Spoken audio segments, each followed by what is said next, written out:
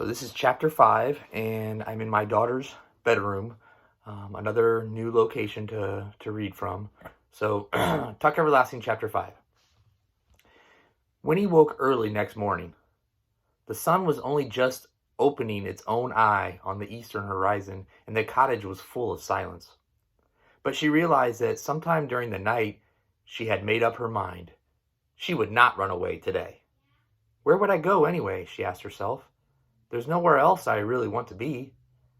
But in another part of her head, the dark part, where her oldest fears were housed, she knew there was another sort of reason for staying at home.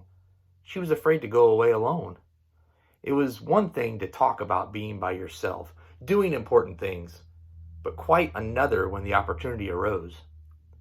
The characters in the stories she read always seemed to go off without a care, but in real life, well, the world was a dangerous place.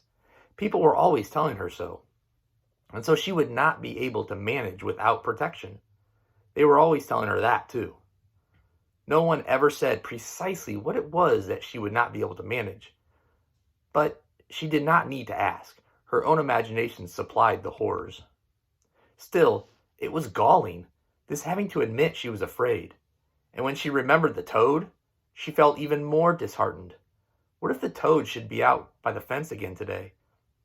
What if it should laugh at her secretly and think she was a coward? Well, anyway, she could at least slip out right now, she decided, and go into the wood to see if she could discover what had really made the music the night before. That would be something, anyway. She did not allow herself to consider the idea that making a difference in the world might require a bolder adventure. She merely told herself consolingly, of course, while I'm in the wood, if I decide never to come back, well then, that will be that. She was able to believe in this because she needed to, and believing was her own true, promising friend once more. It was another heavy morning, already hot and breathless, but in the wood the air was cooler and smelled agreeably damp. Winnie had been no more than 2 slow minutes walking timidly under the interlacing branches when she wondered why she had never come here before. Why, it's nice, she thought with great surprise. For the wood was full of light, entirely different from the light she was used to. It was green and amber and alive, quivering in splotches on the padded ground, fanning into sturdy stripes between the tree trunks.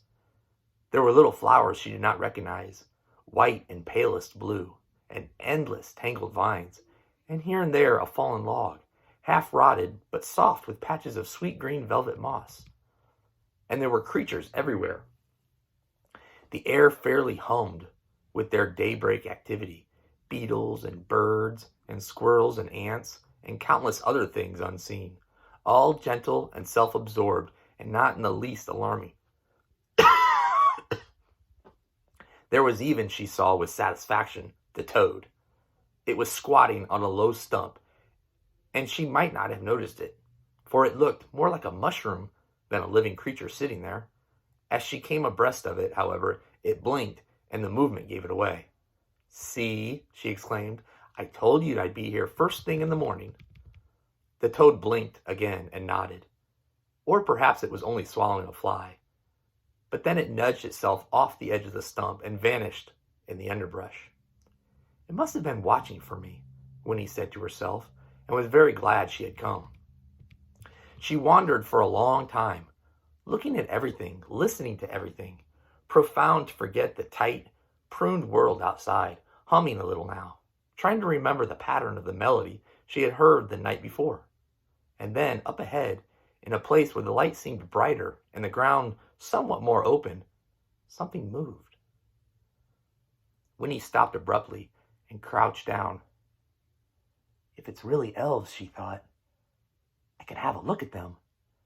And though her instinct was to turn and run, she was pleased to discover that her curiosity was stronger. She began to creep forward. She would go just close enough, she told herself, just close enough to see, and then she would turn and run.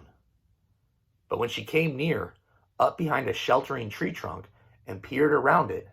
Her mouth dropped open, and all thought of running away melted. There was a clearing directly in front of her, at the center of which an enormous tree thrust up, its thick roots rumpling the ground 10 feet in every direction. Sitting relaxed, with his back against the trunk, was a boy, almost a man, and he seemed so glorious to Winnie that she lost her heart at once. He was thin and sunburned, this wonderful boy, with a thick mop of curly brown hair, and he wore his battered trousers and loose, grubby shirt with as much self-assurance as if they were silk and satin. A pair of green suspenders, more decorative than useful, gave the finishing touch, for he was shoeless, and there was a twig tucked between the toes of one foot. He waved the twig idly as he sat there, his face turned up to gaze at the branches far above him. The golden morning light seemed to glow all around him, while brighter patches fell, now on his lean brown hands, now on his hair and face, as the leaves stirred overhead. Then he rubbed an ear carelessly, yawned and stretched. Shifting his position, he turned his attention to the little pile of pebbles next to him. As Winnie watched, scarcely breathing, he moved the pile carefully to one side, pebble by pebble. Beneath the pile, the ground was shiny wet. The boy lifted a final stone, and Winnie saw a low spurt of water arching up and returning like a fountain into the ground. He bent and put his lips to the spurt, drinking noiselessly, and then he sat up again and drew his shirt sleeve across his mouth. As he did this, he turned his face in her direction, and their eyes met. For a long moment they looked at each other in silence, the boy with his arm still raised to his mouth. Neither of them moved. At last his arm fell to his side. "You may as well come out," he said with a frown. Winnie stood up, embarrassed and, because of that, resentful. "I didn't mean to watch you," she protested as she stepped into the clearing. "I didn't know anyone would be here." The boy eyed her as she came forward. "What are you doing here?" he asked her sternly.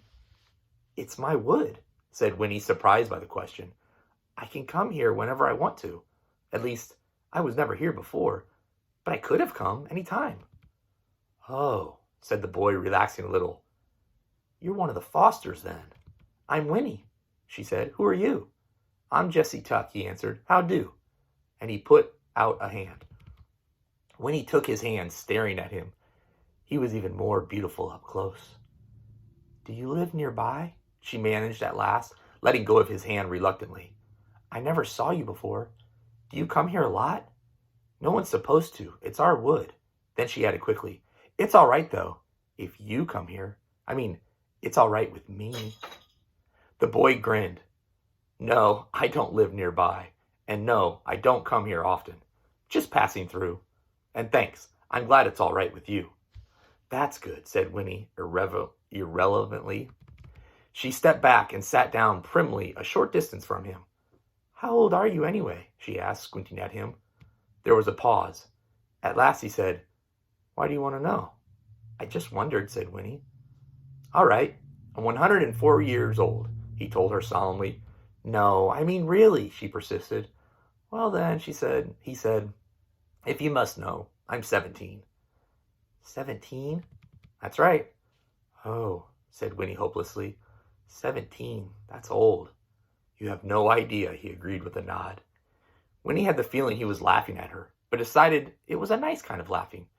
"Are you married?" she asked next. This time he laughed out loud. "No, I'm not married. Are you?" Now it was Winnie's turn to laugh. "Of course not," she said. "I'm only 10, but I'll be 11 pretty soon." "And then you'll get married," he suggested. Winnie laughed again, her head on one side, admiring him. And then she pointed to the spurt of water. "Is that good to drink?" she said. "I'm thirsty." Jessie's Tuck was instantly serious. "Oh, that. No, it's not," he said quickly. "You mustn't drink from it. It comes right up from the ground. Probably pretty dirty." And he began to pile the pebbles over it again. "But you drank some," Winnie reminded him. "Oh, did you see that?" He looked at her anxiously. Well, me, I'll drink anything. I mean, I'm used to it. It wouldn't be good for you, though. Why not? Said Winnie. She stood up. It's mine, anyway, if it's in the wood. I want some. I'm about dry as dust. And she went to where he sat and knelt down beside the pile of pebbles. Believe me, Winnie Foster, said Jessie, it would be terrible if you drank any of this water. Just terrible. I can't let you. Well, I still don't see why not, said Winnie plaintively. I'm getting thirstier every minute. If it didn't hurt you, it won't hurt me. If my papa was here, he'd let me have some. You're not going to tell him about it, are you? Said Jessie. His face had gone pale under its sunburn. He stood up and put a bare foot firmly on the pile of pebbles. I knew this would happen sooner or later. Now what am I going to do? As he said this, there was a crashing sound among the trees, and a voice called, Jessie? Oh, thank goodness, said Jessie, blowing out his cheeks in relief. Here comes Ma and Miles. They'll know what to do. And sure enough, a big, comfortable-looking woman appeared, leading a fat old horse. And at her side was a young man almost as beautiful as Jessie. It was May Tuck with her other son, Jessie's older brother. And at once, when she saw the two of them, Jessie with his foot on the pile of pebbles and Winnie on her knees beside him, she seemed to understand. Her hand flew to her bosom, grasping at the old brooch that fastened her shawl, and her face went bleak. Well, boys, she said, here it is. The worst is happening at last.